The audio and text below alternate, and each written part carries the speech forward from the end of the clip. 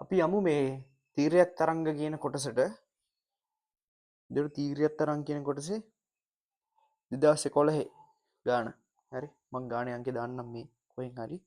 ඒතර බලන්න මේ කියන මුහුදු වෙරළ කරා ළඟා වෙමින් පවතින තරංග ආයාමයේ ලැම්ඩා වූ සුනාමි තරංගයක් රූපයේ පෙන්වා ඇත. තරංගයේ වේගය ආසන්න වශයෙන් v සමානයි වර්ගමූල gd ලෙස දිය හැක. මෙහි d යන මුහුදේ ගැඹුර වේ. තරංගයේ වෙරළට ලං වන විට. හරිද බලගන්න. ඔතන තියෙන්නේ මෙන්න මේ වගේ මුහුදු වෙරළක් තියෙනවා මේ. වෙරළට එන්න එන්න ගැඹුර ටික ටික අඩු වෙනවා. එතකොට මේකේ ඇතිලා තියෙනවා තරංගයක්. තරංගයේ හැඩය දීලා තියෙන්නේ අපිට ජල මට්ටම මෙහෙමනම් ඊළඟට දැන් අපිට මේ පළවෙනි ප්‍රකාශනයේ කියනවා මේ ලැම්ඩා අඩු වන අතර v සහ a වැඩි වේ. ලැම්ඩා කියනවා තරංග ආයාමය, v කියන්නේ ප්‍රවේගය, a කියන්නේ විස්තාරය. දැන් මෙහෙට එන්න එන්න විස්තාරය වැඩි වෙනවා තමයි. හැබැයි බලන්න අපිට ගාණ කියනවා v සමානයි gd ගේ වර්ගමූලය. දැන් බලන්න මෙහෙට එන්න එන්න මොකද වෙන්නේ? මේ ගැඹුර කියන කෙනා අඩු වෙනවා.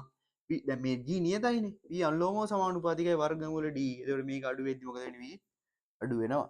ඒ කියන්නේ මෙතන අපිට ගන්න පුළුවන් v අඩු වේ. ඊළඟට අපි බලමු ලැම්ඩාට මොකද වෙන්නේ කියලා. දැන් බලන්න අපි දන්නවා v සමානයි f ලැම්ඩා කියලා ගන්න පුළුවන් අපි. හරිද? එතකොට දැන් මෙතන මේ සංඛ්‍යාතය කියන කෙනා රඳා පවතින මොකක් මතද? කම්පන ප්‍රභවයේ සංඛ්‍යාතය මත. ඒ කියන්නේ මේ ජල ස්තරයේ කම්පණය කරන කම්පන ප්‍රභවයේ සංඛ්‍යාතය මත තමයි මේ v කියන කෙනා f කියන කෙනා රඳා පවතින්නේ. එතකොට කම්පන ප්‍රභවයේ සංඛ්‍යාතය වෙනස් වෙන්නේ නැත්නම් මේ f කියන කෙනා වෙනස් වෙන්නේ නැහැ. හරිද? එතකොට මේ f නියත වුණාම දැන් අපි කතා කරා v කියන එක අඩු වෙනවා. ඒතකොට ලැම්ඩාත් මොකද වෙන්නේ? අඩු වෙනවා. කියන්නේ ලැම්ඩා අඩු වෙයි. හරි. ඊට පස්සේ විස්තරය ගැන මොකද කියන්නේ? මේ තරංගායාමය අඩු වෙන්න යම්කිසි තරංගායාමයක් අතර තිබ්බ ජල ස්තරය මොකද වෙන්න ඕනේ? එකට ඇකිලෙන්න ඕනේ. ඇකිලෙනකොට ජල විස්තරයේ උස මොකද වෙන්න ඕනේ? වැඩි වෙන්න ඕනේ. හරිද? මේ රූපෙත් වලට හොඳට පේනවා විස්තරය වැඩි වෙයි. capital A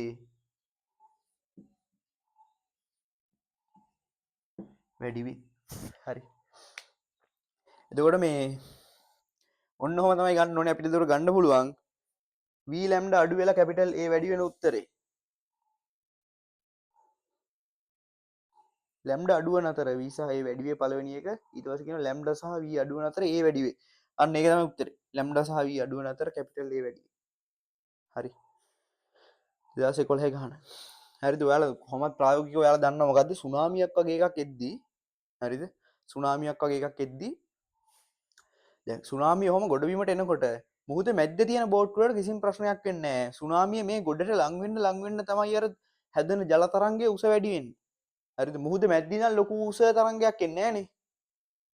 හරිද? ඒක තමයි මේ සුනාමියක් එද්දී අර මුහුද මේ ගොඩට ලං වෙන්න මොකද වෙන්නේ? මේ තරංගයේ විස්තරය වැඩි වෙනවා. හරිද? සහ මුහුද යටදී මේ තරංගේ ගොඩාක් වේගෙන් එනවා. මෙහෙම වෙරළට එන්න මොකද වෙන්නේ? මෙයාගේ වේගය ටික ටික අඩු වෙනවා. හරිද? ඔක තමයි කතාව. ඒක තමයි මුහුද මැද්දේ ඉන්න කෙනෙක්ට සුනාමියකින් ලොකු බලපෑමක් ඇති වෙන්නේ නැත්තේ. ඒක තමයි සුනාමි අවදානමක් දුන්නාම මේ මුහුද මැද්දේ තියෙන බෝට් වලට කියනවා ගොඩබිමට ඔයාලා එන්න එපා. ඔයාලා දිගටම මුහුදෙම ඉන්න මේ සුනාමියක් එන්න හදන්නේ කියලා. හරි. එතකොට මේ ඕක තමයි කතාව. අපි ඊළඟ ගන්නට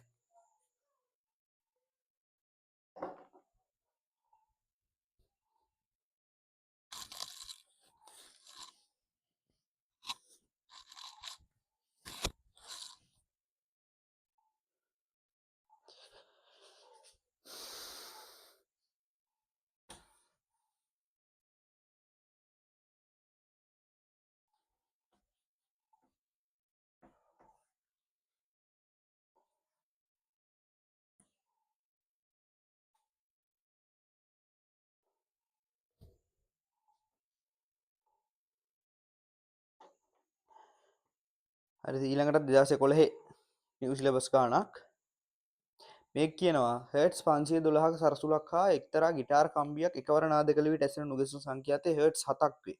හරි සරසුලක් තියෙනවා මම ඇඳ ගන්නම්.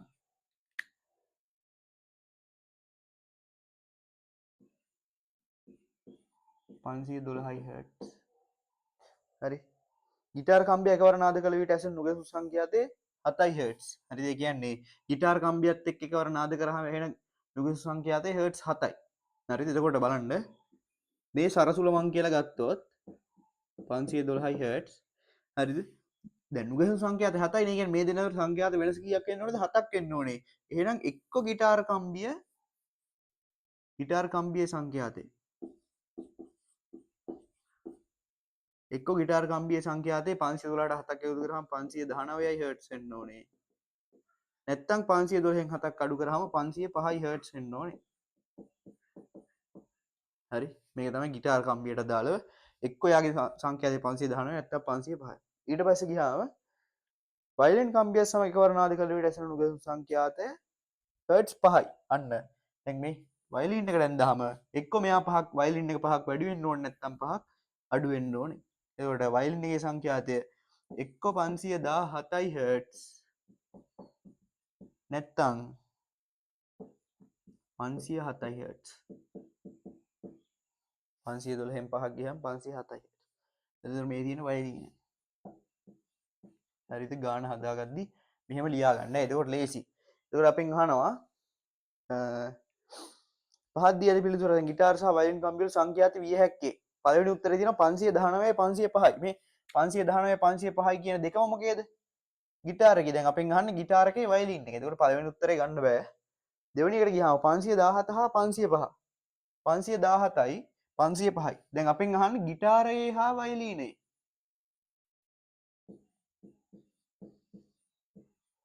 ගිටාරයේ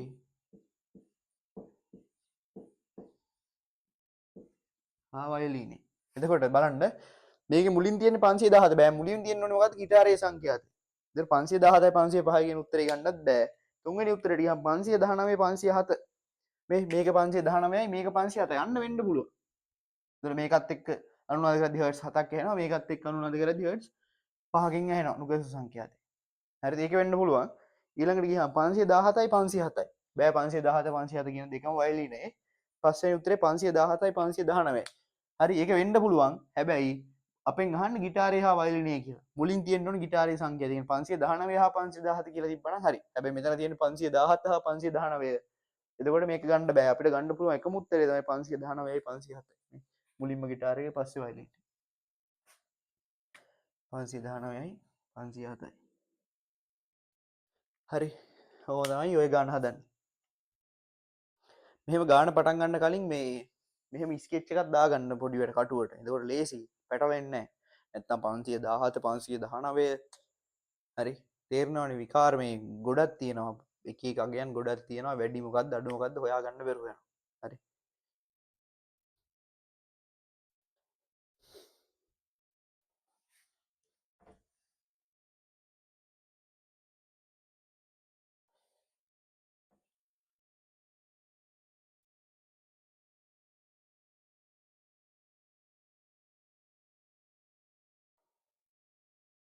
ඊළඟට 2012 ඕල් සිලබස් 29 වෙනි ගාන.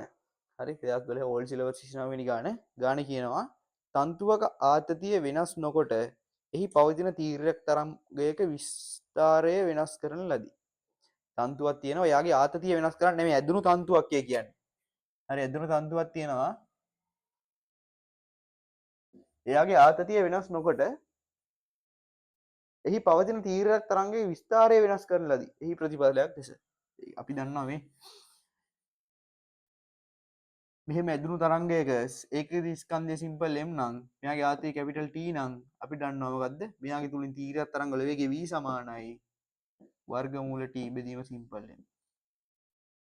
හරිද? එතකොට මේ ඒ කොහොමත් කම්බි ඒකදී ස්කන්ධය නියතයක්. හැබැයි T වෙනස් වෙන්නේ නැත්නම් මේ v කියන කෙනා මොකද වෙන්නේ? නියතයක් වෙනවා. හරිද? v නියතයි. v නියතයි. අපෙන් අහන්නේ විස්තරය වෙනස් කරන ලදී. එහි ප්‍රතිඵල ලෙස මුලින්ම කියනවා තරංගයේ වේගය වෙනස් වේ. වැරදි. තරංගයේ වේගය වෙනස් වෙන්නේ ආත්‍ය වෙනස් කරන්නේ නැති හින්දා පළවෙනි එක වැරදි. කැපිටල් A වැරදි. හරි. දැන් මෙතන මේ තරංගයේ විස්තරය කියන එක වෙනස් වුනේ. එතකොට තරංගයේ බලන්න මේ B එකෙන් තරංගයේ සංඛ්‍යාතය වෙනස් වෙනවා. තරංගයේ සංඛ්‍යාතයෙන් කරන්නේ මොකද්ද? අර ඒක කාලයකදී මෙයාගේ හැදෙන අර පුඩු ගාන වැඩි කරන එක. සංඛ්‍යාතය වැඩි කරොත් අපි මේක එක තප්පරයක් ඇතුළේ ලොකු ප්‍රමාණයක් මෙහෙම කම්පණය කරොත් අර එයාගේ හැදෙන වක්‍ර ගානත් වැඩි වෙනවා. හරිද? පොඩ්ඩක් කම්පණය කරොත් වක්‍ර ගාන අඩු වෙනවා. ඒතර විස්තරයට ඒකේ සම්බන්ධයක් නැහැ. හරිද? එතකොට මේ අපි මේ දැන් මේ කම්පණය කරනවා කියලා හිතමු. මේ කම්පණය කරන තැනින් අපි මේකට ලබා දෙන විස්තරය අනුව අපි ගොඩාක් මේක ඇදලා තියටියොත් මොකද වෙන්නේ? මෙයා ලොකු විස්තරකින් කම්පණය කරනවා. හරිද? එතකොට මේකේ මේ සංඛ්‍යාතය වෙනස් වෙනවා කියන්න බෑ අපිට හරියට. ඊළඟ C කියන තන්තුවේ අංශක උපරිම තීරයක් වේගය වෙනස් වේ. අන්න ඒක වෙන්න පුළුවන්. ඇයි තන්තුවේ දැන් මේකේ විස්තරය ගොඩක් වැඩි වුණාම එයා උපරිම ලක්ෂයට ගියාම එයාගේ විස්ථාපනය මොකද වෙන්න සෝරි. එයාගේ මේ වේගය මොකද වෙන්න ඕනේ? වැඩි වෙන්න පුළුවන්. එයාගේ විස්තරය වැඩි වෙද්දී එයාගේ අංශුවක විස්ථාපනය වැඩි වෙනවා. විස්ථාපනය වැඩි වෙද්දී දැන් මෙහෙමනේ. දැන් මේක මෙහෙම කම්පණය වුණාම මේ අංශුව මේ එක අංශුවක් ගත්තාම එයාගේ උපරිම විස්ථාපනය වැඩි වෙනවා. එතකොට මෙයාගේ උපරිම විස්ථාපනය වැඩි වුණා කියන්නේ මෙයා මේ කේන්ද්‍රය හරහා යන වේගයත් මොකද වෙන්නේ? වැඩි වෙනවා. මෙයා ලොකු පරාසයක මේ සරල අනුවර්තී චලිතයක යෙදෙනවා. එතකොට මේ අංශුවේ උපරිම තීරයක් වේගය කියන එක වෙනස් වෙන්න පුළුවන්. හරි තරංගයේ වේගය නෙමෙයි අංශුවක වේගය වෙනස් වෙන්න පුළුවන්. එතකොට උත්තරේ C පමණක් සත්‍යයි. හරිද? කල්පනාවෙන් ඔයාලට උත්තර ලියන්න ඕනේ. එතන වර්ධින දෙනවා මේ සංඛ්‍යාතය වෙනස් වෙයි. ගොඩක් කට්ටියට හිතනවා මේ ලොකු සංඛ්‍යාතින් කම්පණය කරාම විස්තරය වැඩි වෙනවා කියලා. හැබැයි එහෙම නෙමෙයි. සංඛ්‍යාතය වැඩි කරාම මොකද වෙන්නේ? ඒ හැදෙන තරංග දැන් අපි. ඒක මේක මැද්දෙන් අදලා තෑරියා කියලා. හරිද? ඇදලා තෑරියා නැත්තම් මෙහෙම එක කෙලවරක මේ ගැට ගහලා තියෙනවා මං අනිත් කෙලවරෙන් අල්ලන් ආත්තිකට ලක් කරන් මේ කම්පණය කරනවා. හරිද? ඒ කියන්නේ මෙන්න මෙතනින් මෙහෙම කම්පණය කරනවා. කම්පණය කරන සංඛ්‍යාතයෙන් ඊට සමාන පුඩු ගානක් හදෙනවා. හරි ඊට සමාන වක්‍ර ගානක් හදෙනවා. එතකොට විස්තරය කියන එක මත රඳා විස්තරය කියන එක මත සංඛ්‍යාතය වෙනස් වෙන්නේ නැහැ. හරි සංඛ්‍යාතය වෙනස් කරා කියලා විස්තරය වෙනස් කරන්නත් ඊළඟට යන් අපි මේ 2012 29 වෙනි ගාන. හරි අපි යන් මේ 2013 15 වෙනි ගානට ඇදි තන්තුවක් පුඩු හතරක් සහිතව කම්පණය වේ. කම්පන සංඛ්‍යාතය දෙගුණයකින් වැඩි කළ විට සෑදෙන පුඩු සංඛ්‍යාව විය හැකියි. හරිද? පට්ට ලේසි ප්‍රශ්නයක් විහිළුවක් වගේ.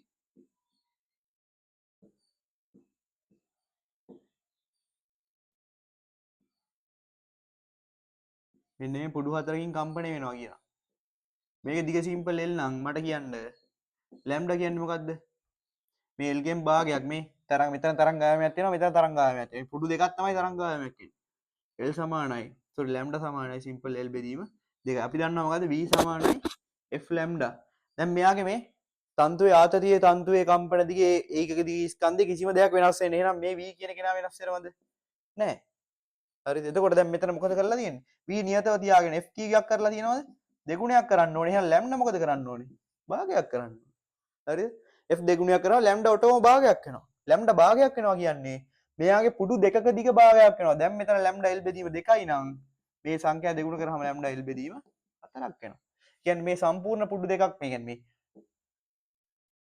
සම්පූර්ණ මේ තරංගායමය වෙන්නේ කීයක්ද? L බෙදීම 4ක් කියන්නේ. L බෙදීම 4ක් වෙනවා. හරි.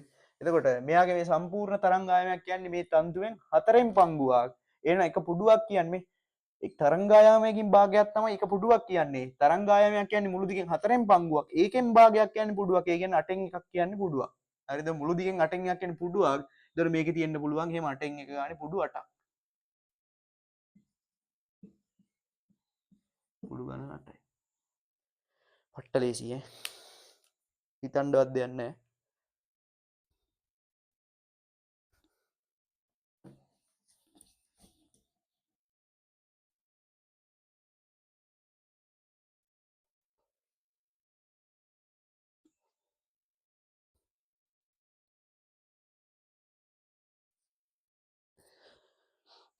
ඊළඟට යන් අපි 40 ගිටාරයක් වාදනය කරන විට එය කියලා ප්‍රකාශන වගේක් දීලා තියෙනවා. කම්බි මත අන්වායාම තරංග නිපදවන අතර වාතයේ අන්වායාම තරංග ප්‍රගමනය කරයි. හරිද? මට කියන්නේ කම්බියක් දැන් ගිටාර් එක තියෙන්නේ මොකද්ද? ගිටාර් එක තියෙන්නේ මේ කෙළවරිනුත් හයි කරපු මේ කෙළවරිනුත් හයි කරපු මෙහෙම ඇදි තන්තුවක් තමයි තියෙන්නේ. ඇදපු තන්තුවක්. කම්බිය. හරිද? මේ කම්බිය තමයි කම්පණය වෙන්නේ. අපි මේ ගිටාර් එකට ගහද්දී මේ කම්බියේ අංශු මොකද වෙන්නේ මේ? කම්බිය මේ තියෙන දිශාවට ලම්බකව තමයි චලනය වෙන්නේ. තරංගය ගමන් කරන දිශාවට ලම්බකව චලනය වෙන්නේ. ඒතර කම්බියේ හැදෙන්නේ මොන තරංගද? කම්බියේ තීර්යක් තරංග. හරි. ඊළඟට දැන් මේ කම්බියේ තීර්යක් තරංග හැදිලා ඒ හැදුණු තරංග මොකද වෙන්නේ? අපේ කනට ඇහෙන්නේ මොකක් කරාද? වාතය හරහා සම්ප්‍රේෂණය වෙලා අපේ කනට එනවනේ. ඒතර වාතය ඇතුලින් තරංග ගමන් කරන්නේ කොහොමද? මේ වාත ස්තර මෙහෙම තරංගි ගමන් කරන දිශාවට සමාන්තරව කම්පණය කරනවා. එතකොට වාතයේ මොන තරංගද ගමන් කරන්නේ? දැන් දෙණි තරංගනේ කොහොමද? වාතයේ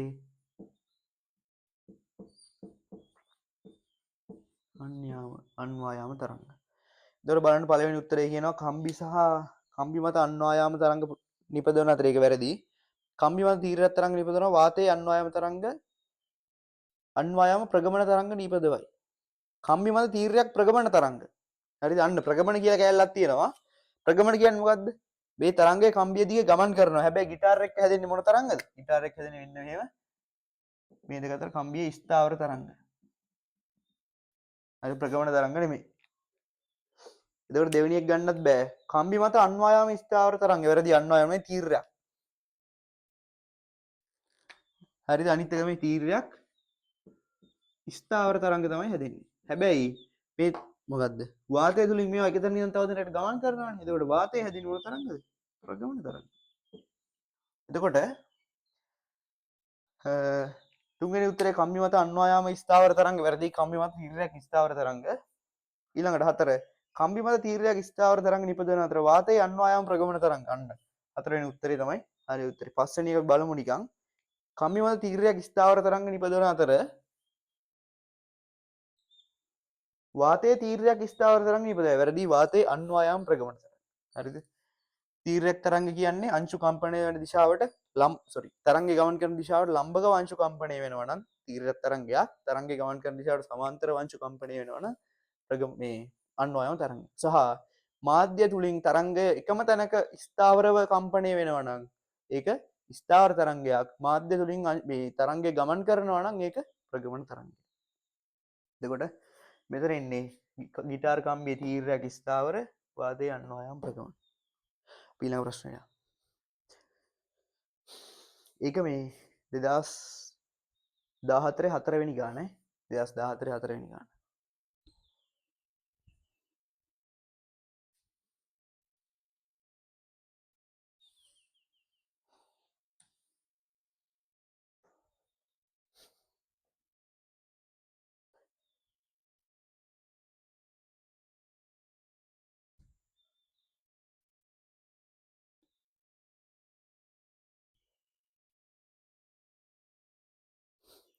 ඊළඟට කියනවා 40 ඒ කියන්නේ 2014 28 වෙනි ගාන අපිට කියනවා සර්ව සම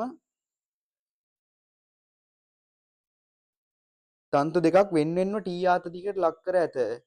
මැදින් පෙළූ විට එක් තන්තුවක් F සංඛ්‍යාතයක් යුතු තරංග නිපදවයි. දැන් එක් තන්තුවක පමණක් කාලයේ 0.81 T දක්වා අඩු කර තන්තු දෙකම එක විට මැදින් පෙළුවහොත් තප්පරයකදී නුගසුම් 5ක් ඇසිය හැක. F යගේ වන්නේ හරි තන්තු දෙකක් තියෙනවා. ඒ දෙක වෙන වෙන T ආතතියකට ලක් කරලා තියෙන එක තන්තුවක් තියෙන මුගේ ආතතිය T අනිත් තන්තුවක් තියෙන මුගේ ආතතිය T.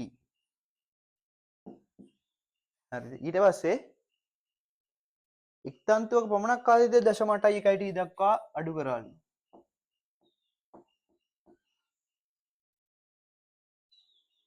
එකවර මැදින් පෙළුවහොත් මේ තන්තු දෙකම පෙළලා තියෙන කොහොමද? එකවර මේව මැද්දෙන් පෙළලා තියෙනවා. හරිද? එතකොට මට පුළුවන් මේ සර්ව සම තන්තු දෙකක් ඉඳ මෙයාගේ ඒකේ ස්කන්ධය සිම්පල් m මෙයාගේ සිම්පල් m. එතකොට මට පුළුවන් මෙයාගේ වේගය ලියන්න v සමානයි e බෙදීම සිම්පල් m ගේ වර්ගමූලය. හරි v1 කියලා ගන්නම් v2 0.81 t බෙදීම සිම්පල් m ගේ වර්ගමූලය. මේ කියන්නේ කීයද? 81 10 ඍණ 2යි t බෙදීම සිම්පල් m ගේ වර්ගමූලය. ඒ කියන්නේ 9යි 10 ඍණ 1යි 0.9යි t බෙදීම සිම්පල් m ගේ වර්ගමූලය. මෙතන t බෙදීම සිම්පල් m කියනකොට v1 v2 අපිට එනවා 0.9යි v1 කියලා. v2 කියන්නේ 0.9යි v1. අනික මේ දෙක එකවර මෙහෙම මැදින් පෙළුවාම මට කියන්න මේ දෙන්නගේ හැදෙන මේ තරංගාකෘතිය වෙනස් වෙනවද? නෑ. ඒ කියන්නේ මේ දෙන්නගේ තරංගායාම නියතයි. හරිද? ඕක තමයි මේ මෙතන ඔයාලා තේරුම් ගන්න ඕන පොයින්ට්. මේ දෙන්නම සරසම කම්බියක් මෙහෙම දෙන්නම එකවර මෙහෙම මැදින් පෙළුවාම හැදෙන්නේ මේ එකම තරංගායාමයක් සහිත තරංග රටාවක්. හරිද? අපි හිතමු මේ මූලික තාණයේ මෙන්න මෙහෙම එකක් හැදෙන්නේ දෙකේම. තරංගායාමය වෙනස් වෙන්නේ නැහැ. හරිද? මේ දෙන්නගේ දිගවලුත් සමානයිනේ. තරංගායාමය වෙනස් වෙන්නේ නැහැ. එතකොට අපි දන්නවා මෙතෙන් ලිව්ව හැකි මට v1 සමානයි ලැම්ඩා වතාවක් f1. මෙතෙන් ලිව්ව හැකි v2 සමානයි ඒකේ තරංගායාමය ලැම්ඩාමයි වතාවක් f2. එතකොට මට මේක කියලා අරන් මේක දෙක කියලා අරන් එක බෙදීම දෙකෙන් මට ලියන්න පුළුවන් v1 බෙදීම v2 සමානයි ලැම්ඩාට ලැම්ඩා කැපෙනවා f1 බෙදීම f2 කියලා. සහ අපි දන්නවා මේ දෙන නුගස සංඛ්‍යාතය කියලා හර්ට්ස් 5 කියන සංඛ්‍යාත අතර වෙනස බලන්න තරංගායාම නියතව තියාගෙන මේක අඩු වෙලානේ 0.9ක් එද්දි වේගය අඩු වෙනවා සංඛ්‍යාතයත් මොකද වෙන්නේ අඩු වෙනවා. ඒ කියන්නේ මෙයාගේ සංඛ්‍යාතය වැඩි මෙයාගේ සංඛ්‍යාතය අඩුයි. එහෙනම් මට ගත්ත f1 ඍණ f2 සමානයි 5 හර්ට්ස් කියලා. හරිද? f1 ඍණ f2 සමානයි 5 හර්ට්ස් කියලා. එතකොට බලන්න මේ v1 බෙදීම v2 v2 උඩ මට දාන්න පුළුවන් 0.9යි v1. එතකොට v1 බෙදීම 0.9යි v1 සමානයි f1 බෙදීම f2. මෙතනින් මට ගන්න පුළුවන් v1 ට v1 කැපෙනවා f2 සමානයි 0.9යි f1. හරි f2 සමානයි 0.9යි f1. මම මෙන්න මේකට ආදේශ කරන්නම්. එතකොට f1 ඍණ 0.9යි f1 සමානයි 5 හර්ට්ස්. අපෙන් අහන්නේ මොකද්ද? f යගේ නේ. ඒ කියන්නේ මෙයාගේ සංඛ්‍යාතයගේ f1 ගේ යගේ. හරි. එතකොට මෙතනින් එනවා 0.1යි. f1 සමානයි 5යි හර්ට්ස්. ඒ කියන්නේ f1 සමානයි 50යි හර්ට්ස්. අපි f1 කියලා ගත්තේ f ම තමයි. f ට තමයි අපි f1 කියලා දැම්මේ. ඒතර අපිට එනවා හර්ට්ස් 50යි කියලා උත්තරේ. දෙවෙනි උත්තරේ. එතකොට ඒක මේ 2014 28 වෙනි ගාන ඈ.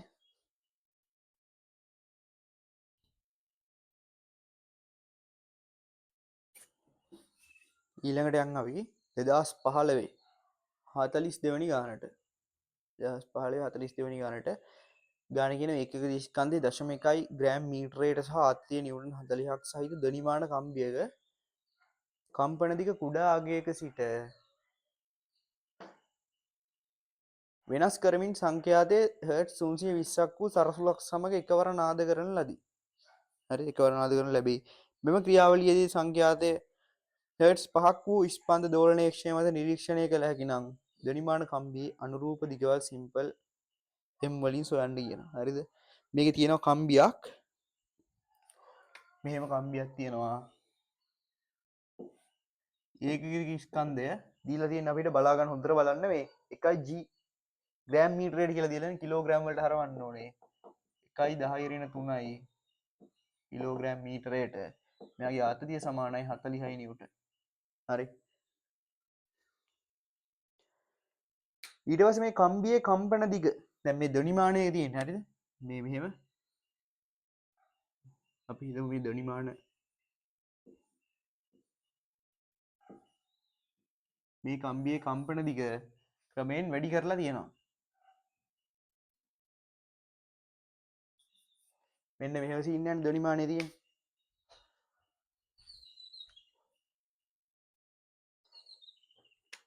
දැන් ටිකක් ලොකුවට අනින්න. මෙන්න මේ සේතු තියෙනවා. කම්බිය සේතු උඩින් යනවා. හරිද? මේ සේතු අතර පරතරය වැඩි කරලා මට පුළුවන් මෙයයි කම්පන දිග වැඩි කරගන්න. මෙතන කියන්නේ මේ කම්පන දිග වැඩි කරමින් සංඛ්‍යාතයේ හර්ට්ස් 320ක් වූ සරසුලක් සම එකවර අනුනාද කරන ලැබේ. මේ ක්‍රියාවලියේ හර්ට්ස් මේ පහක් වෙච්ච ස්පන්ද දෝලනයේ ක්ෂය මත නිරීක්ෂණය වුණා. ඒ කියන්නේ මේ දෙක එකවර නාද කරද්දී ඇසුණු නුගැසුම් සංඛ්‍යාතය හරි නුගැසුම්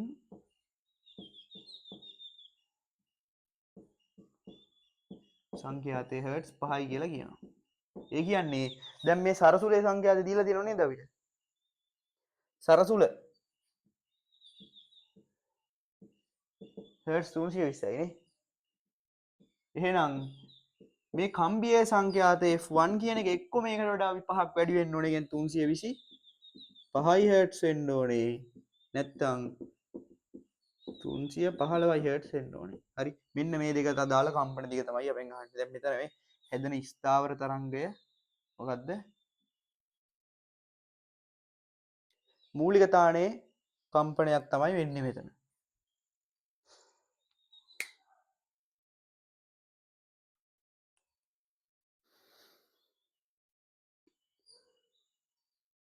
දෙනිවාන කම්බියේ අනුරූප කම්පන දිගවල් සිම්පල් M වලින් වනුයේ. හරිද බලන්න. දැන් මේ මෙයාගේ තීර්යක තරංගවල වේගය අපිට හොයාගන්න පුළුවන්. අපි දන්නවා v සමානයි t බෙදීම සිම්පල් m ගේ වර්ගමූලය. එතකොට එනවා මට t කියන්නේ 40යි නිව්ටන් බෙදීම සිම්පල් m කියන්නේ 1.10 kgm ඍණ 1 මේකේ වර්ගමූලය. මේ 10 ඍණ 3 උට්ට ගියාම 10 ධන 3ක් එනවා. 4යි 10යි 4ක් එනවා. 4යි 10යි 4 බලන්න 4යි 10යි 4ේ වර්ගමූලය කියන්නේ 2යි 10යි 2යි. කියන්නේ 200. තප්පරයට මීටර 200ක වේගයෙන් මේ තරංග ගමන් කරනවා මේක තුලින්. එතකොට දැන් අපිට මේ වේගයක් දන්නවා මේ අවස්ථාවේ සංඛ්‍යාත දන්නවා මට පුළුවන් මේ අවස්ථාවල තරංග ආයාමය හොයන්න. හරිද? ඊට පස්සේ පළමු අවස්ථාවේ අපි දන්නවා v1 සමානයි f1 වතාව ලැම්ඩා කියලා. v වෙනස් වෙන්නේ නැහැ ඒක vමයි. එතකොට එනවා 200යි. ms ඍණ 1 සමානයි f1 කියන්නේ කීයද? 325 හර්ට්ස්. වතාවක් ලැම්ඩා 1. ලැම්ඩා 1 වට එනවා 200 බෙදීම 325. හරි. ඒතර 25න් කෙලින් බෙදන්න පුළුවන්. 25න් කැපුවාම උඩට එනවා 8ක්. යටට එනවා 325 ඒවා 12යි. ඒකයි 13යි. මෙතනින් එනවා 8 බෙදීම 13. හරි. ඊට පස්සේ දෙවැනි අවස්ථාවට මම දන්නම් v සමානයි f1 වතාවක් lambda 2 lambda 1 මෙයාගේ සංඛ්‍යාත f2 සංඛ්‍යාත 315යි වතාවක් lambda 2 කියන්නේ කීයද? ඒක තමයි අපිට හොයන්න තියෙන්නේ. lambda 2 මෙතනින් වේගය එනවා 200යි. ඒක වෙනස් වෙන්නේ නැහැ නේ. කම්පන දිග වෙනස් වුණා කියලා. එතකොට මෙතන lambda 2ට එනවා 315 බෙදීම 200 බෙදීම 315.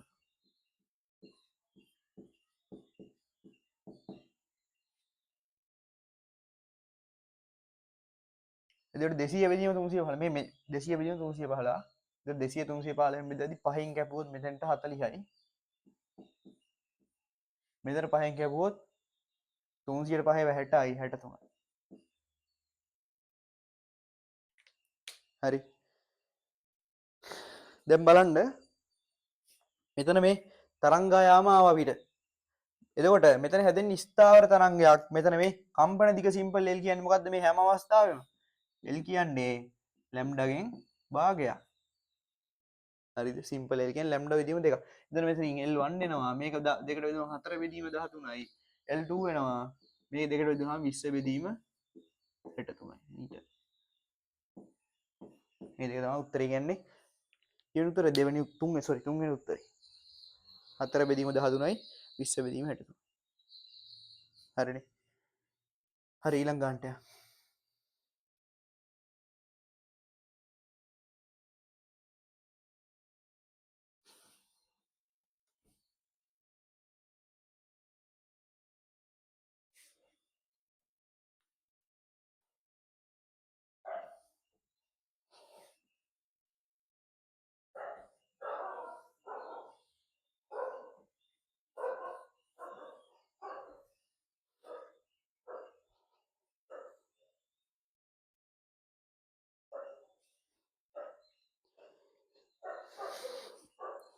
ඊළඟට 2016 9 වෙනි ගාන. හරි 2016 9 වෙනි ගාන. මේක නම් 43. හරි ගන්න. ඇති තන්තුවක ඇති ස්ථාවර තරංගයක් සම්බන්ධව කර ඇති පහත් ප්‍රකාශ සලකා බලන්න. තන්තුව දිගේ ශක්තිය ප්‍රචාරණය නොවේ. අන්න ඇති තන්තුවක තියෙන ස්ථාවර තරංගය දැන් තරංගය ගමන් කරනවාද? ස්ථාවර තරංගය කියන්නේ එක තැන ඇදිලා තියෙන තරංගයක්. ඒ කියන්නේ මෙන්න මේ වගේ එකක්.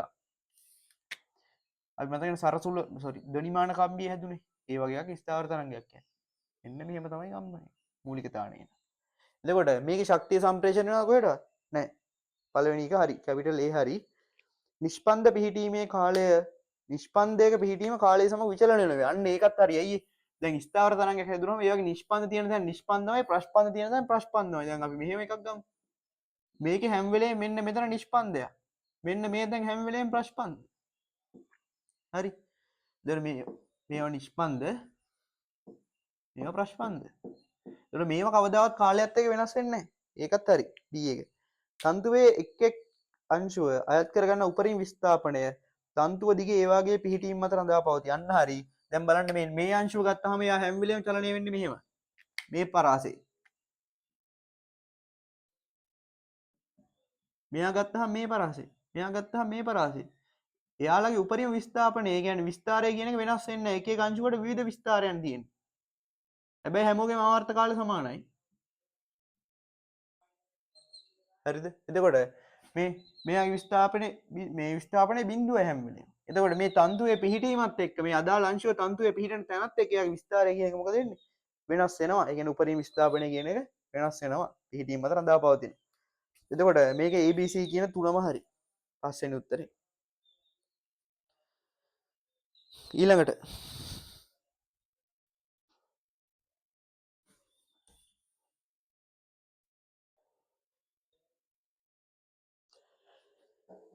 දෙදස් 11 ගාන මේතරත් තියෙන්නේ මේ ඇති තන්තුවක ප්‍රගමන තීරයක් තරංග පිළිබඳ පහත ප්‍රකාශ අතුරෙන් කුමක් සත්‍ය නොවේ. දැක්කනේ මේ 2016 අහලා තියෙනවා ඇති තන්තුවක ස්ථාවර තරංග ගැන 17 එහෙම අහලා තියෙනවා ඇති තන්තුවක ප්‍රගමන තරංග ගැන. තේරෙනවනේ. කලින් අවුරුද්දක අහපු එකක් එහෙම මාපහු අහලා තියෙනවා චුට්ටක් වෙනස් කරලා. ඉතින් මේ කලින් උත්තරේ දන්නේ කාට මේක ලියන එක ගේමක් නැහැ. ඒකයි මේ පාස් පේපර් කරන එකේ වැදගත්කම කියන්නේ. හරි. එතකොට බලන්න එදිතන්තුවක ප්‍රගමන තීරයක් තරංග පිළිබඳ පහත ප්‍රකාශ තුළින් කුමක් සත්‍ය නොවේද? එක කියනවා තන්තුවේ අංශුන් වල චලිත දිශාව තරංගයේ ප්‍රචාරණ දිශාවට ලම්බයි. හරිනේ. තීරයක් තරංග කියන්නේ තීරයක් තරංග වල අංශු කම්පණය වෙන්නේ මෙහෙම තරංගයේ ගමන් කරන දිශාවට මෙහෙම ලම්බක. හරි. ඒක හරි. ඊළඟට දෙවෙනි එක තන්තුවේ ආතතිය නියත විට තරංගයේ වේගය තන්තුවේ ඒකක ස්කන්ධයේ වර්ගමූලයට ප්‍රතිලෝමව සමානුපාතික වේ. අන්න තරංගයේ වේගය අපි දන්නවා t බෙදීම සිම්පල් m ගේ වර්ගමූලය. එතකොට මේ t නියත වෙලාවට v අනුලෝම සමානුපාතික වෙන එක බෙදීම සිම්පල් m ගේ වර්ගමූලයට. ඒකට දෙවෙනි එකත් හරි. තරංගය මගින් රැගෙන යන ශක්තිය තරංගයේ විස්තරය මත රඳා පවතී. තරංගයෙන් මේ අරන් යන ශක්තිය තරංගයේ විස්තරය කියන්නේ මේ තරංගයේ අංශු කොච්චර කම්පණය වෙනවද කියන එක මත රඳා පවතිනවා. ඇයි තරංගයේ විස්තරය වැඩි කියන්නේ තරංගයේ තීව්‍රතාවය වැඩි. තරංගයේ තීව්‍රතාවය වැඩි කියන්නේ තරංගය මගින් අරන් යන ශක්තියත් මොකද වෙන්නේ වැඩි. ලොකු තීව්‍රතාවයකින් මේ තරංගය ගමන් කරනවා. ඒක ලොකු ශක්තියක් යනවා මේ තරංගයත් එක්ක. එතකොට තුනත් හරි. හතරවෙනි එකට යන් අපි තන්තුවේ ඇතිවන තරංග පරාවර්තනය කළ නොහැකි.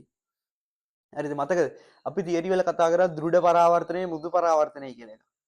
අපි අර ලණුවක් කෙරවලේ කම්බිය කණුවක් ගැට ගහලා අපි ලණුවට අහට්ටමට යන්න බැරි වෙන්න තද වෙන්න ගැට ගහලා මේක කම්පණය කරොත් මොකද වෙන්නේ? එක ස්පන්දය යවුවා මේක අනිත් පැත්ත ඇල්ල තමයි යාවේ අපිට.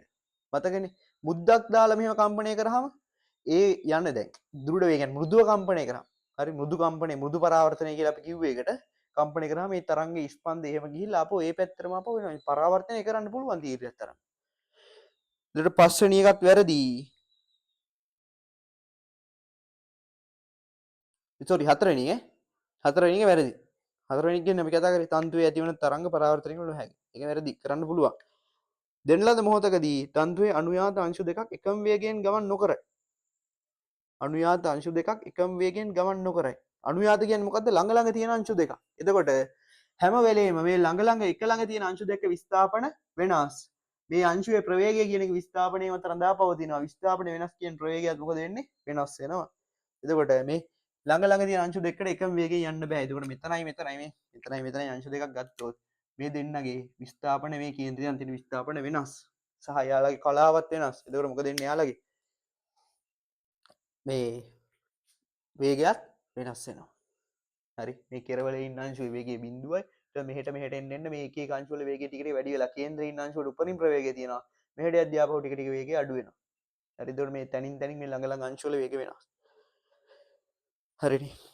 හරි ඊළඟට අපි යන් 45 ගන්න 2010 11 වෙනි ගාන සෝරි 2020 11 වෙනි ගාන.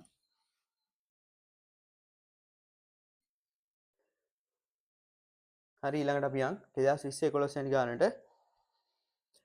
එක් අක්ෂය දිගේ ප්‍රතිවිරුද්ධ දිශාවල වලට ගමන් කරන සංඛ්‍යාත හර්ට්ස් 300ක් සහ වේගය 30 ms ශ්‍රේණියක වූ සර්වසම තීව්‍ර තරංග දෙකක් අධිස්ථාපනය වී ස්ථාවර තරංගයක් ඇති වේ.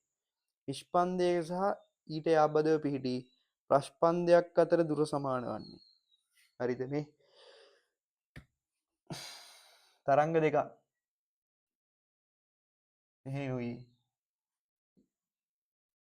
මෙහෙනුයි එනවා. සර්ව සම තීව්‍ර තරංගයක් ඈ. විස්තාර සමානයි ඔක්කොම සමානයි. හරිද මේ බලන්නකො. මේ පැත්තෙන් තීව්‍ර තරංගයක් එනවා. හරිද? මේ පැත්තෙන් තීව්‍ර තරංගයක් එනවා. හරිද මේ? එතකොට මේ තරංගය මෙහෙන් මෙහෙට එනවා මෙහෙන් මෙහෙට එනවා. මේවා සර්ව සමයි. ඒ කියන්නේ විස්තාර ප්‍රවේගය ඔක්කොම සමානයි. අපිට කියනවා මෙයාලගේ ප්‍රවේගය දීලා තියෙනවා. කීයද? 300 හර්ට්ස් සංඛ්‍යාතයේ වේගය 30 ms ශ්‍රේණියකින්. සංඛ්‍යාතයේ 300 හර්ට්ස්. එතකොට මට පුළුවන් මෙයාලගේ මේ තරංගායම ලැම්ඩා සමානයි v බෙදීම f. f සමාන v සමාන f ලැම්ඩානේ. ඒක විතරින් එනවා 30යි ms ශ්‍රේණියක බෙදීම 300යි හර්ට්ස්. මේ 30ට කැපුණාම 0.1 මීටර් කියලා එනවා. මේ තරංගායාමය කිය මීටර් 0.1 සෙන්ටිමීටර් 10යි. මේ තරංග දෙක අධිස්ථාපනය වෙලා ස්ථාවර තරංගයක් ඇතිවෙනවා. නිෂ්පන්දයක් සහ ඊට ආබාධව පිහිටි ප්‍රශ්පන්දයක් අතර දුර. දැන් මේ දෙන්න අධිස්ථාපනය වුණාම හරිද? මේ හැදෙන ස්ථාවර තරංගය තියෙන්නේ. අපි මෙන්න මේ ස්ථාවර මේ එක පුඩුවක් ඇඳ ගන්නම්. ස්ථාවර තරංගයක් හැදෙනවා කියලා. එතකොට මේ ස්ථාවර තරංගයේ තරංගායාමය කියන්නේ මොකද්ද? මෙන්න මේ දෙන්නගේ තරංගායාමය තමයි. හරිද? මෙයාගේ 20යි. Sorry දශමීටර් centimetre 10යි. මෙයාගේ 10යි. එතකොට මේ දෙන්න ඇවිල්ලා එකට අධිස්ථාපනය වෙලා එක තරංගයක් හැදුනම එයාගේ තරංගායාමයක් 10යි සෙන්ටිමීටර්. හරිද? අපෙන් අහන්නේ මෙයාගේ නිෂ්පන්දයයි ප්‍රශ්පන්දය අතර දුර. නිෂ්පන්දයක් කියන්නේ මෙන්න මේක. ප්‍රශ්පන්දයක් කියන්නේ මෙන්න මේක. එතකොට මේ සම්පූර්ණ තරංගායාමයෙන් 4න් පංගුවක් තමයි නිෂ්පන්දයයි ප්‍රශ්පන්දය අතර දුර. එතකොට මෙතනින් ලැම්ඩා බෙදීම 4 සමාන වෙනවා 2.5 සෙන්ටිමීටර්. හරි. පළවෙනි උත්තරේ 2.5 සෙන්ටිමීටර්. දෙයන්න ලේසි ඈ. දැන් තේරුම් ගන්න ඕනේ තමයි මෙහෙම තරංග දෙකක් ඇවිල්ලා අධිස්ථාපනය වුණාට පස්සේ ඒ දෙන්නගෙන් හැදෙන මේ අපි අර කතා කරා මතකද පුඩුවක් මේ මෙහෙම පුඩුවකුයි මෙහෙම අනිත් පැත්තට මෙහෙම පුඩුවකුයි ඇවිල්ලා මේ දෙන්න මොකද උනේ මෙන්න මෙහෙම අධිස්ථාපනය වුණානේ මේක ඇවිල්ලා මෙතන අධිස්ථාපනය වුණා නා මෙන්න මෙහෙම හරිද එතකොට ඒ වගේ තමයි මෙතනත් මේ තරංග දෙක මෙහෙම අධිස්ථාපනය වුණාට යාලගේ මේ තරංගායාමය සෙන්ටිමීටර් 10ම තමයි මේකක තරංගායාමය තමයි හරිද හේතුව තමයි මෙයාලගේ වේග අධිස්ථාපනය වුණා කියලා වේග වෙනස් වෙන්නේ නැත්නම් සංඛ්‍යාත වෙනස් වෙන්නේ නැහැ. එතන තරංගායාම වෙනස් වෙන්නත් බෑ. හරි. ඊළඟට අපි යන්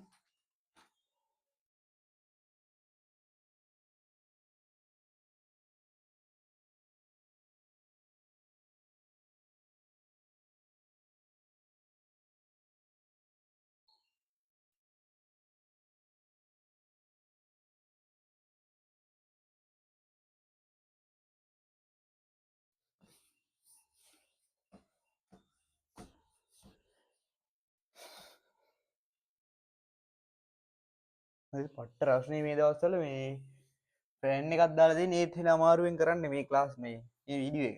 එනම රස්නේ දැන් දවල් එකට කමාට විතර වෙලාව පට්ට දාඩියක් දාන්න ෆෑන් එක දාලා මොක කරත් වැඩන්න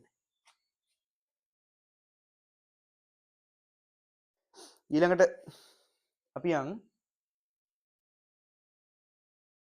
2021 9 වෙනි ගානට හරි 2021 9 වෙනි ගාන ගන්න 2021 9 වෙනි ගාන කියනවා එකම ද්‍රව්‍යයෙන් සාදා ඇති සංයුක්ත තන්තුවක් රූපේ පෙන්වා ඇත කැපිටල් B තන්තුවේ හරස්කඩ වර්ගඵලයේ කැපිටල් A හි එමාගේමෙන් දෙගුණයකි D තන්තුවේ අනික් කෙළවර අචල බිත්තියකට සවිකර තන්තු දෙකම එක මාතදී යටත් කොට ඇතනම් දුරු x සමග දුර x සමග දුර x සමග තන්තුවල හටගන්නා තීරයක් තරංගවල වේගය v විචලනයේ වඩාත්ම හොඳින් නිරූපණය වන්නේ පහත කුමන ප්‍රස්ථාරයෙන්ද බලන්න මේ මෙහෙම තන්තුවක් තියෙනවා පොඩි තන්තුවක් ඒක හයි කරලා තියෙනවා මෙහෙම ලොකු තන්තුවකට හරස්කඩ වර්ගඵලයේ වැඩි තන්තුවකට දැන් මෙතනින් තමයි කම්පණය කරන්නේ එතකොට මේකේ හරස්කඩ වර්ගඵලය නම් මේකේ 2යි හරි මේකේ 2යි එකම ද්‍රව්‍යයෙන් හදලා තියෙන්නේ බලන්න එකම ද්‍රව්‍යයෙන් හදලා තියෙන්නේ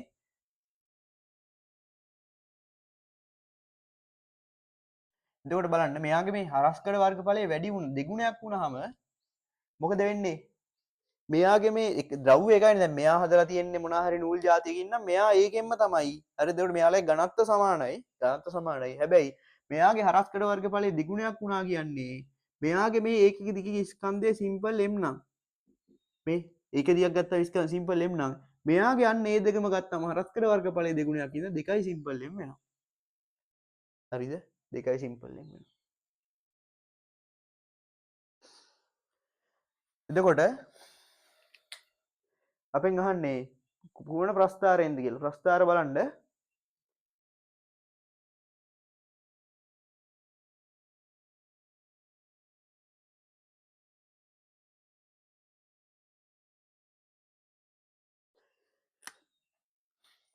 හරිද එකම ද්‍රව්‍යයෙන් මම ගන්න ඝනත්වය මේක ඔප්පු කරලා කොහොමද 2m කියන එක හරිද මේකත් ඝනත්වය ρ කියලා ගන්නම් එතකොට මෙයාගේ දිග සිම්පල් l මෙයාලගේ දිගවල් සමානයි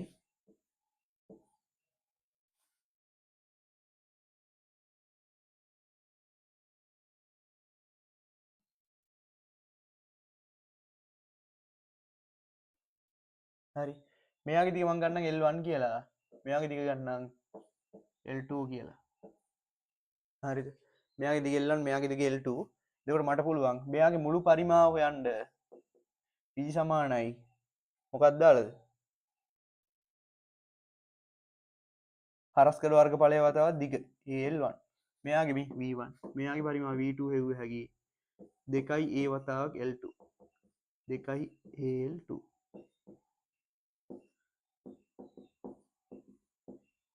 හරි එතකොට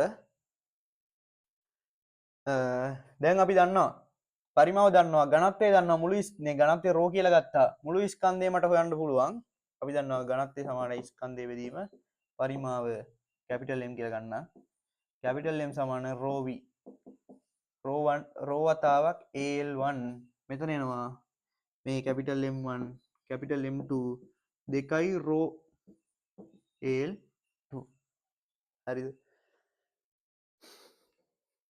ඊළඟට මෙයාගේ ඒකක ස්කන්ධය සිම්පල් m කියන්නේ මොකද්ද මේ මුළු ස්කන්ධය මුළු දිගෙන් බෙදන්න ඕනේ l1 ගෙන් බෙදන්න ඕනේ ρ l1 බෙදීම l1 මෙතනින් එනවා ρ a කියලා මෙතනින් එනවා සිම්පල් m1 මේක m2 දෙකයි ρ al2 බෙදන්න ඕනේ මුළු දිග l2 ගෙන් දෙකයි ρ a කියලා එනවා හරිද බලන්න මෙයාගේ ඒකක දිග ස්කන්ධය සිම්පල් m වගේ මෙයා දෙගුණයක් ඒ කියන්නේ m2 සමානයි දෙකයි සිම්පල් m හරිද දෙන්නගේ ආතති සමානයි අපි දන්නවා v සමානයි වර්ගමූල t බෙදීම සිම්පල් m කියලා. එතකොට මට v1 ගත්ත හැකි t බෙදීම සිම්පල් m ගේ වර්ගමූලය m1 m ගේ වර්ගමූලය.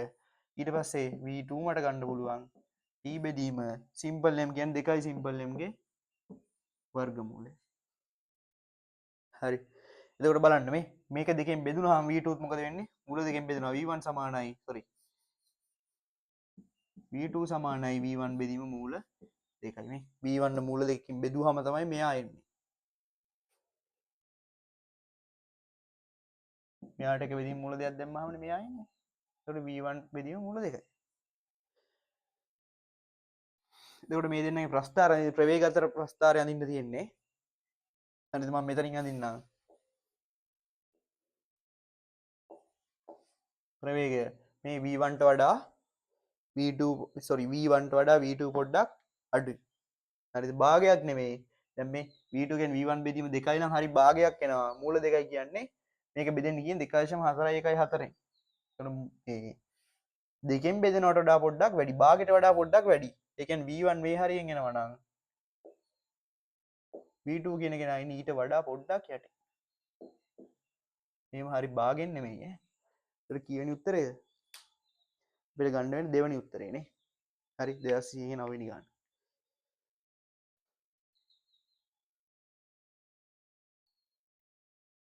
අපි ඊළඟ ගන්නට යන්.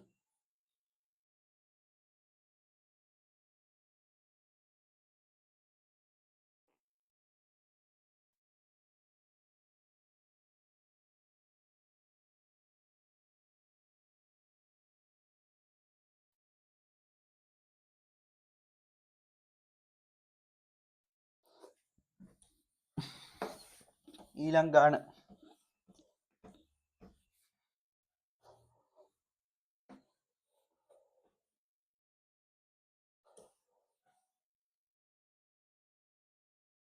ඊළඟ ගාන බලන්න සුනාමි තරංග ගැන කියලා තියෙන්නේ. සුනාමි තරංග පිළිබඳ පහත ප්‍රකාශ සලකා බලන්න. එම තරංගවල තරංගායම නොගැඹුරු ජලයේදීට වඩා ගැඹුරු ජලයේදී කුඩා වේ. මතකනේ අර රූපේ මතක නම් දැන් ඔක්කොම මතක් වෙන්න ඕනේ. මේ මෙහෙම ගැඹුරු අඩු වෙලා වෙරළට එනවා. මෙහෙම පොඩි තරංග ඊට පස්සේ වෙරළ එන්න එන්න විස්තරය වැඩි වෙනවා. හරිද? ඊළඟ හොව තමයි සුනාමි තරංගයක් ඇති වෙන්නේ. එතකොට බලන්න මේක මුලින්ම කියනවා සුනාමි තරංගායම නොගැඹුරු ජලයේදීට වඩා ගැඹුරු ජලයේදී කුඩා වේ. වැරදි මේ ගැඹුරු ජලයේදී තමයි තරංගායම වැඩි. මෙහෙට එන්න එන්න මොකද වෙලා තියෙන්නේ? මේ තරංගායම කුඩා වෙලා විස්තරය වැඩි වෙලා තියෙනවා. හරිද? එතකොට නොගැඹුරු ජලයේදී තරංගායමය ගොඩක් වැඩි. මේ කියන්නේ තරංගායම නොගැඹුරු ජලයේදීට වඩා ගැඹුරු ජලයේදී කුඩා වේ කියලා. වැරදි. ගැඹුරු ජලයේදී තමයි තරංගායමය වැඩි. හරි? ගැඹුරු ජලයේදී වැඩි. B වේග නොගැඹුරු ජලයේදීට වඩා ගැඹුරු ජලයේදී විශාල වේ. මතකනේ අර සමීකරණ v සමානයි g බෙදීම d ගේ වර්ගමූලය d අඩු වෙද්දි මොකද වෙන්නේ? b අඩු වෙනවා. හැබැයි මේක කියන්නේ වේග නොගැඹුරු ජලයේදීට වඩා ගැඹුරු ජලයේදී විශාල වේ. අන්න ගැඹුර වැඩි වෙද්දි මොකද වෙන්නේ? වේගය වැඩි වෙනවා. ඒ කියන්නේ ගැඹුරු ජලයේදී වේගය වැඩි. දැන් අපි මේ කැපිටල් A කියන එක මොකද වෙන්නේ? වැරදි කිව්වා. කැපිටල් B කියන එක කියන්නේ නොගැඹුරු ජලයේදී ඊට වඩා ගැඹුරු ජලයේදී වේගය වැඩි. අන්න හරි. වේගය වැඩි. ගැඹුර වැඩි වෙද්දි වේගය වැඩි. විස්තරය නොගැඹුරු ජලයේදීට වඩා ගැඹුරු ජලයේදී විශාල වේ. වැරදි. මේ විස්තරය දැන් තරංගායාමේ ගැඹුරු ජලයේදී වැඩිනේ. වැඩි කියන්නේ විස්තරය අඩු වෙලා තියෙන්නේ. මෙහෙම එන්න එන්න තරංගය මෙහෙම පැක්කෙනවා. ඒ කියන්නේ තරංගායාමේ අඩු වෙනවා. අඩු වෙලා විස්තරය වැඩි වෙනවා. එතකොට නොගැඹුරු ජලයේදී තමයි විස්තරය වැඩි. මේ කියන්නේ විස්තර ගැඹුරු ජලයේදී විශාල වේ කියලා. වැරදි. සීත් වැරදි. B විතරයි හරි. ඒ කියන්නේ දෙවෙනි උත්තරේ. හරි. දෙවෙනි උත්තරේ. හරි. අපි ඊළඟට මේ යන් 2000